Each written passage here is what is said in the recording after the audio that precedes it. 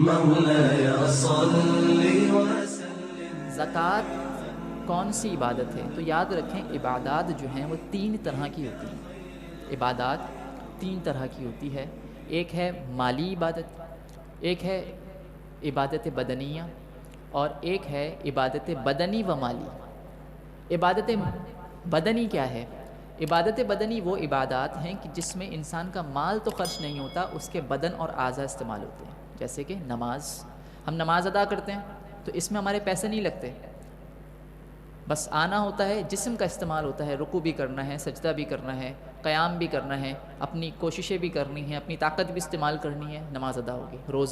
روزے میں پیسے نہیں لگتے، صبح صادق سے اٹھنا ہے، غروب آفتاب تک بھوکا پیاسا، اور دیگر معاملات جو جواز ہوتے ہیں عام دنوں میں روزے کی حالت میں اس سے رکنا ہوتا ہے، یہ ساری چیزوں سے رکنے کا نام جو ہے وہ روزہ ہے، اس میں پیسے نہیں لگتے۔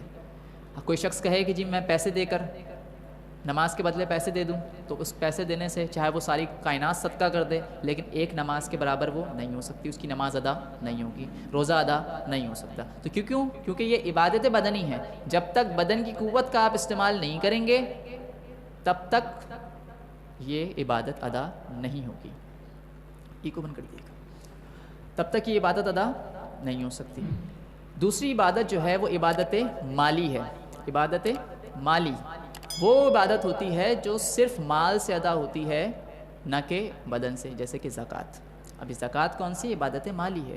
جب عبادت مالی ہے تو پھر مال سے ہی ادا ہوگی۔ کوئی شخص کہے جی میں زکوٰۃ ادا نہیں کر رہا، اس کے بدلے میں 100 نفل ادا کر لیتا ہوں، تو اس کا یہ نفل ادا کرنا زکوٰۃ کو کفایت نہیں کرے گا، زکوٰۃ ہی ادا کرنی ہوگی۔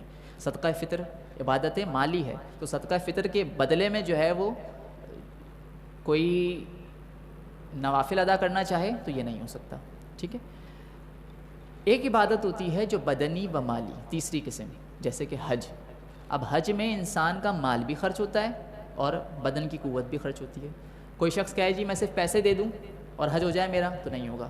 کوئی شخص کہے جی صرف میں حج پہ چلے جاؤں، تو ظاہر سی بات ہے سارے وسائل تو چاہیے، یہاں سے وہاں تک جانا ہے، اخراجات ہیں، قربانی ہے، دیگر معاملات، تو اس میں مال بھی خرچ ہوتا ہے اور جان بھی خرچ ہوتی ہے، بدن کی بھی قوت لگتی ہے۔ تو تین طرح کی عبادت ہم نے سمجھی، ایک ہے عبادت بدنی جس میں بدن کا استعمال ہے، ایک ہے عبادت مالی جس میں صرف اور صرف مال کا استعمال ہے، ایک ہے عبادت بدنی و مالی جس میں بدن اور مال دونوں کا استعمال ہے۔ جو بدنی عبادت ہے وہ مال سے ادا نہیں ہو سکتی، جو مالی عبادت ہے وہ بدن سے ادا نہیں ہو سکتی، اور جو بدنی و مالی ہیں اس میں دونوں چیزوں کا استعمال ہوگا۔